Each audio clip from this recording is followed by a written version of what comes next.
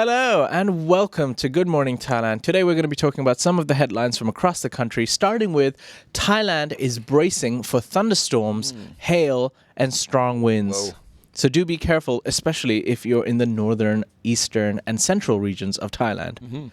So the Thai Meteorological Department It's a tough one. I'll give you that. has told people to be prepared for thunderstorms, strong winds, and hail over the coming days. A moderate high-pressure system from China is moving over the northeast and eastern parts of Thailand and the South China Sea, causing southerly and southern easterly winds that bring moisture from the Gulf of Thailand and the South China Sea to the upper parts of Thailand. The TMD forecasted thunderstorms and gusty winds in the affected regions with hail and lightning, also possibly severe heavy rain. So, that comes like, with it. it's dangerous, right? Severe weather is always dangerous, but, like, don't we need it up there? Last time I checked, everything was on fire. Well, yes, technically, but I guess it's hail like- doesn't help. Yeah. Hail melts. I don't know. But the Thai Meteorological Department urged people in the affected areas to take precautions against the potential dangers of summer thunderstorms, including avoiding open spaces, staying away from large trees, and avoiding buildings and signs that are not structurally sound. Farmers are also advised to take measures to protect crops and livestock from potential damage. Now, there's quite a few provinces that are affected. You can find the full list on the article on thethaiger.com. But just to name a few, you've got Tak, you've got Pichit, Pitsanulok, Phetchaburi, which is in the northern region. We've got Nakhon Sawan, Uthai Thani, Lopburi, Ratchaburi in this, and maybe Kanchanaburi, that people might know in the central region, and Nakhon Nayok and Prachinburi in the eastern region. So if you are in those areas, once again, you can check the full list on thethaiger.com. Please do be careful. By the way, the no tree advice is Yeah. serious advice because, you want to go for cover from the rain. That's where the lightning strikes, right? So, like, if these are thunderstorms. Have so you it's ever gonna- experienced any storms? I mean, I lived in Florida. Hurricanes come Okay. all the time, dude. And, you guys get typhoons out here. Cute. Okay? Like, hurricanes are insane. Like, they are massive, destructive storms. So, yes, preparation is really key. Like, Yeah. that's something, like, Florida, we get them every year, all the time, but we prepare. Yeah. So, like, there's damage. There's always damage. But, man, it's about limiting the human damage, right? And so, guys, like, this is serious weather. Yeah. So take it seriously. It's not a little bit of rain. Yeah, and guys, like when I say it's hot, it's crazy hot in Thailand right now. It's some places there as high as 40.6 degrees Celsius. It's important to note that temperatures for record-keeping purposes are taken in the shade, but the heat index or readings in the sun can easily reach 50 degrees Celsius in Thailand's hot season. I mean, you're cooking at that point. Yes. Right? Yeah. The highest temperature officially recorded in the country was 44.6 degrees Celsius in the Mueang district of Mae Hong Son on April 28, 2016. Now, we haven't reached that yet, but it's getting We're getting extremely close. hot. Like, I was running around beating the pavement yesterday, walking around in like pants and a button-down shirt. Yeah. What was I thinking? So look a at nightmare. this. In Phuket, 47.9 degrees Celsius was recorded. My God. over this like This weekend? over the last weeks. Wow. Gee, get back in the water. Like 47.9 allegedly. No, but Allegedly. I remember I told you I went to Phuket and the first 2 days I got a headache because it was so hot. I wasn't kidding. 47.9 Every degrees Celsius. phone call I had with Jay started the same way. He was like, "Oh my God, it's so hot here!" Like every single phone call, I was like, Yeah. "All right, man, I get it, but we got stuff to talk about." Well, guess what? It's so hot that it can affect people and cause heat exhaustion, as this next story will tell us. Yeah, here's a bit of tragic irony here, right? So a Thai man was found dead in front of a coffin shop due to extreme heat. I mean, wow, like, this is just very tragic irony. The owner of a coffin shop in the central province of Kanchanaburi found a dead man in front of the shop yesterday. Now, it is believed the deceased died from extreme heat as the temperature reached 40 degrees Celsius on the day he was found. Now, the officers of the Tham Mueang police station reviewed the area in front of the coffee shop. Hip Tong, after being notified about the death of a 31-year-old man named Somphong Bunyam, he was found slumped in a seated position against the iron fence in front of the shop. Nearby his body was a bag of snacks and 2 cartons of milk. Like, this dude was grocery shopping, man. Oh. Now, he was shirtless. He was wearing only shorts, so probably trying to escape the heat, right? I guess. And officers found no signs of an attack or wounds on the dead body. They just believe he passed out and then died 2 hours later.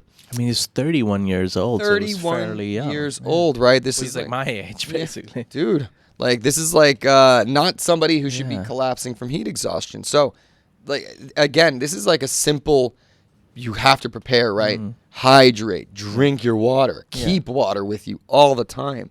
Now, this story is like, I guess it's a little, it's a little ironic because it was right in front of a coffin shop. Yeah. Right. I think that's what makes the story a little bit interesting. But people are like, this is not the only heat exhaustion death. Yes. And man, like, what is going on with the weather, dude? Like, we can't catch a break. Do what you got to do, people. It's hydrate, obviously, but if you got to take an umbrella out, take an umbrella out. All right, it doesn't matter what people might think of you, but do you. Man, that's so funny. When I first moved to China, I'm like making fun of all these sunbrella. Like, come on, guys, it's just the sun. Like, I am I need to buy one, okay? I'm at the point where, screw it. Like, this is too important. Yeah. And it does, it's skin damage, too. Yeah. There's like Exactly. lots of... It's like people make fun of people holding umbrellas, but at the end of the day... No, I make fun of you. They're the ones not getting sunburned or feeling maybe less hot. Yeah. I don't know if it works. Are you fun sweating like that? Like, I don't know. It's kind of funny. All right, well, we're going to move on to our next story, which is regarding turmoil as Koh Larn boat operators fight over tourists at Bali Hai Pier in Pattaya. Now, you might have heard of the taxi mafia, but have you ever heard of the boat mafia? Slightly. Like, I had experience with it in Koh Samui, but not Pattaya, so I'm sure it's much more extreme here. Well, a brawl over passengers between two groups of Koh Larn speedboat operators at Bali Hai Pier in Pattaya was reported on Saturday. One operator claimed he was attacked by over 10 members of a mafia speedboat gang. A 31-year-old man named Kongkot shared a video of the moment when the fracas sparked on Saturday, April 8th, on social media and with news agencies. According to the Thai man, the mafia speedboat gang attacked him and he was worried that he would not receive justice. In the video, a group of 10 men approached Kongkot, wore a gray shirt, and beat him. Some locals tried to stop the gang, but they ignored the warnings and kept attacking Kongkot, even though many foreign and Thai tourists were walking past that area. Locals kept shouting in the video, like, it's enough, stop. Yet the group kept on attacking them. Yeah. And Kongkot described his role as a mediator between tourists seeking to travel to Koh Larn and the speedboat operators. So he was basically a mediator, and he offered a round trip package for 250 baht, which was the same price as other operators at the pier. So these operators had a mutual agreement not to undercut each other's prices. However, a mafia gang started offering boat trips at a lower price of 200 baht and even attempted to persuade tourists who had already booked with other operators to buy tickets from them instead. So Kongkot revealed that the mafia gang was known to resort to violence and threats against other boat operators and anyone who displeased them, and they boldly declared that they were not afraid of the law or the authorities and had never faced any consequences despite repeated attacks. Yeah. And that was one of the reasons why this brawl broke out, because he was standing up for himself and was saying, hey, come on, we have a deal here, stop undercutting us. But they're like, we don't care, we're going to do whatever we want. So, all right, a couple of things here. First of all, like, dude, okay, 50 baht is what we're talking about here, right? 100 baht, yes. 250 to 200 baht, right. Like, that's a 50 baht difference. Yeah. These are tourists coming to Thailand. Yeah. Do you think they care more about 50 baht or making sure that a brawl doesn't break out? You know what I mean? Like that would ruin my day more. Well, I guess it's not paying 50 baht more. I guess it's not much to do with tourists, but it's more to do with the opera. Because because now, like, how is this going to affect people wanting to go to this pier to try to like do these these things? You know what I mean? It's bad for tourism, right. Definitely. And now this is bad for everybody, right? This lowers the tide for everybody. Because you have a point, because the deputy mayor of Pattaya actually reported 3 weeks ago that the pier had welcomed 130,000 tourists in the past 2 weeks. It has about 10,000 tourists a day. So there's a lot of people there. And 70% of the visitors are Thai people and 30% are foreigners, especially Russian and Indian people. Yeah, and fights only break out about 70% of the time. So you're no, I'm just kidding. So it's like, it's a ton of people too. So like, sometimes these things happen, I guess. But it is funny. Hopefully they sort it out. Yeah. Undercutting each other. It's the mafia gang, the boat mafia. Well, that's supposed to be competition too. So like the economist in me is like they're all colluding, but at the same time it's like 250, right? Like this is kind of like I think these guys got to get paid, right? Like so I don't know. I'm with the agreement. Okay. All right. Let's keep going, huh? Let's keep going. Let's talk about animals. I'm not a big bird fan, but this is actually great for Thailand. Yeah. Because and great for Thai zoos, I guess. Yeah. So, all right. So the Nakhon Ratchasima Zoo in the Isan region of Thailand announced that their team has successfully bred a red-headed vulture. My mom's a redhead. This is lovely. She'll love this story. Commonly known as the Asian king vulture. This is an important milestone as it signifies the first successful breeding of this species in Thailand in the last 30 years, and only the second instance worldwide. Now, Koh Larn Zoo announced today that the female vulture named Nui and a male vulture named Jack have successfully bred, resulting in an egg that hatched into a red-headed vulture chick. The zoo's team closely monitored the pair after Nui laid the egg first on January 17th and placed the egg in an incubator for about 50 days to ensure a higher survival rate. The baby vulture was born on March 8th. Now, another egg was laid by Nui on February 26th, and this team, the team allowed the mother to take care of the egg on her own. Hoping for good news about the second chick, and we are waiting to find out soon. Okay. What the results will be. So, this is cool. Come on. I'm not a bird fan. I guess you don't like birds, but the fact that, this is an endangered species. Of course. That a Thai zoo is able to successfully breed. Of course. Come on. Yeah, I'm all in for the support of the country and the great things that the people here do. Right. It's more about the capabilities of Thailand than really. Of course. Yeah. In that way, yeah. I just don't like the story because I actually really don't like What did a bird do to you? I'm telling you, I have like a fear of birds. Oh, it's like a phobia. Yeah, I don't like birds. I got you. So therefore, I would respectfully choose not to comment on this story because I've been told, numerous times in my life that if you don't have anything to say, it's better not to say anything at all. Oh, fair enough. Yeah, I never learned that lesson. Yeah, but congratulations to the people who were able to make this happen. I like the happy stories. So thank you for letting me give that. All right, cool. All right, ladies and gentlemen, we're going to move on to our last story, which is regarding unleashing the fun. Because guess what? It's Songkran, baby. It's two days left for the Songkran Bonanza 5-day weekend coming up. Unleash the fun because there's quite a lot of exciting activities to make your Songkran week unforgettable. And here are a few. Obviously, you can go and enjoy throwing water at each other with water guns and splashing water at people. And, some people like to put that white powder or whatever on people's faces. Leave the tea kettles at home, people. And there's quite a few places where you can have water fights at City Hall, at Khao San, in Silom. But you can also visit the temple. Obviously, great time to visit the temple. But be known, I was actually planning to go to the temples, but then I quickly avoided it because it's going to be extremely crowded. Literally everyone who can go to a temple will go to the temple. Right.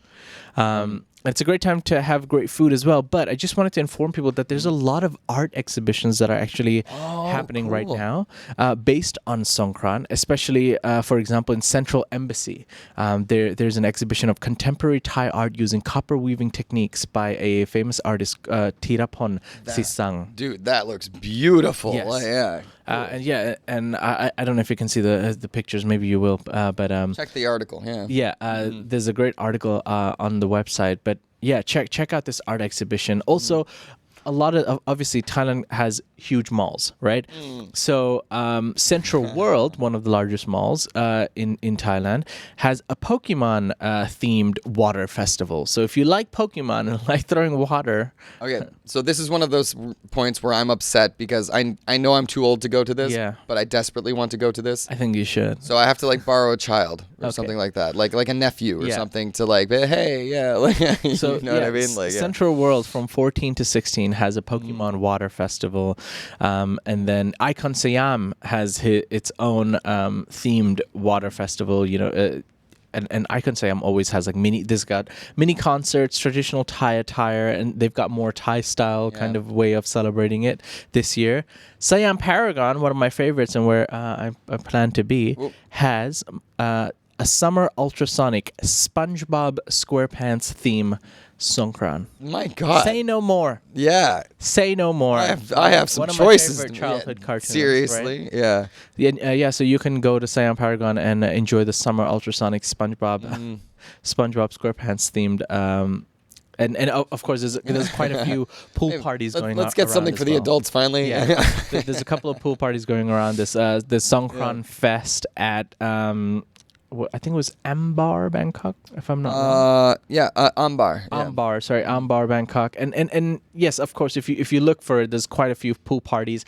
Personally, I don't like pool parties during Songkran. I think pool parties during the summer is great. For Songkran in particular, I'd rather go SpongeBob, baby. Yeah, and the Pokemon one sold me too. Now the last one here that's on this, what is this bar here? I've been to this speakeasy that is featured on our article. Yeah. And it is Hole.